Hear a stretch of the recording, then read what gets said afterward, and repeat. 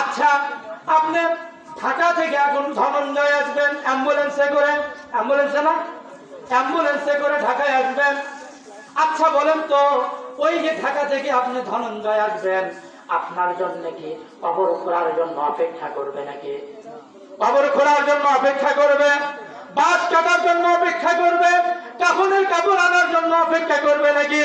তাহলে বোঝা গেল, যখন আপনি মারা গেলেন সাথে সাথে সন্তানরা কবর খুঁড়বে, সন্তানরা কাপড় আনবে, সন্তানরা আপনার হচ্ছে বাস কাটবে, হুজুর ডাকবে, মলবি ডাকবে, মানুষজনকে মাইকিং করে বলবে, মসজিদেরই মাইকে তোমার হবে যে এলান, ঠিক কিনা? মসজিদেরই মাইকে তোমার হবে যে এলান, উমুকের ছেলে মারা গেছে, জানাজা তার অমুক সময়, ঠিক না? এইভাবে আপনার নামে মাইকিং হয়ে যাবে। কবর খোঁড়া বন্ধ হবে না, বাস কাটা বন্ধ হবে না, কাপড়ের কাপড় রেডি করা বন্ধ হবে না। অথচ আপনি আছেন কই? ঢাকায়। কই আছেন? ঢাকায়। এর মানে আপনি মারা গেলেন তো আপনার বাড়ি পর হয়ে গেল। কি হয়ে গেল? পর হয়ে গেল। আপনার সম্পদ পর হয়ে গেল, আপনার স্ত্রী পর হয়ে গেল, সন্তান পর হয়ে গেল, গ্রামবাসী সবাই কি হয়ে গেল? পর হয়ে গেল। শুধু আপনার কাছে কি নাই? রুহু নাই। কি নাই? রুহু নাই। ওই পরাণ পাখিটা আপনার কাছ থেকে চলে গেছে, এই জন্য পৃথিবীর সব সম্পর্ক আমাদের কাট হয়ে গেছে। ওই কবরে যেতে হবে কি হবে না? ওই কবরে যেতে হবে কি হবে না? এখন সবাই যখন পর হলো, একজন আপনের প্রয়োজন আছে না নাই? কবরে আপনের প্রয়োজন আছে না নাই? আছে। ওই আপন কে?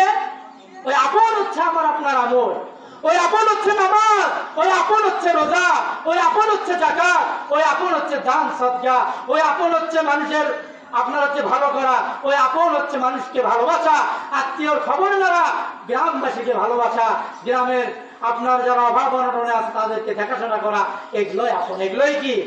আপন। এগুলোই আমার আপনার আপন হয়ে থাকবে। কোথায় বলেন? কোথায়? কবরে। কোথায়? কবরে। অথচ আমরা নামাজ আদায় করি না করি না? কম না বেশি? কম না বেশি? কম। নামাজ আদায় করি কম। এমনও আছে রোজাও রাখে না। এমনও ব্যক্তি আছে বলে আমি এমন আমল করেছি, আমার নামাজ রোজার প্রয়োজন নাই, আমি জান্নাত পেয়েই বসে আছি। এরকম মানুষ আছে না নাই? এরকম জ্ঞানের মানুষ আছে না নাই? আবার এমনও লোক আছে বলে কিরামান কাতিবিন, রোজ হাসরের দিন। কোন হাসরের দিন? রোজ হাসরের দিন। কিরামান কাতিবিন, রোজ হাসরের দিন আল্লাহর দরবারে যদি করে অভিযোগ, আমি বলবো দুনিয়ায় ছিলাম হেলাল বাবার লোক, আমি বলবো দুনিয়ায় ছিলাম ল্যাংটা বাবার লোক। এইরকম বলার মানুষ কম না বেশি? বলেন কম না বেশি? বেশি। অথচ হেলাল বাবা, ল্যাংটা বাবা, খাজা বাবা, বদনা বাবা, কোন বাবাই কিন্তু হাসরে আমাদের বাঁচাতে পারবে না। হাসর তো দূরে, কবরেই বাঁচাতে পারবে না। কবরেই বাঁচাতে পারবে না। তাহলে আমাদের কবরে যেতে হবে। কবরের জন্য আমল প্রয়োজন আছে না নাই? আচ্ছা, আমল তো আমরা করব, নামাজ তো আমরা করব, রোজা তো আমরা রাখবো, যাকাত তো আমরা দিব, সব করব। অন্যায়ের আমরা বাধা দিব, ন্যায়ের পক্ষে থাকবো, সত্য বলবো, মিথ্যা থেকে বেঁচে থাকবো, ঠিক কিনা? আমরা এসব করে থাকবো, ঠিক আছে, বুঝলাম। কিন্তু কবরের তিনটা প্রশ্ন আছে। কয়টা? বলেন তো কয়টা? তিনটা প্রশ্ন কবরে। বেশি প্রশ্ন নয়, তিনটি প্রশ্ন।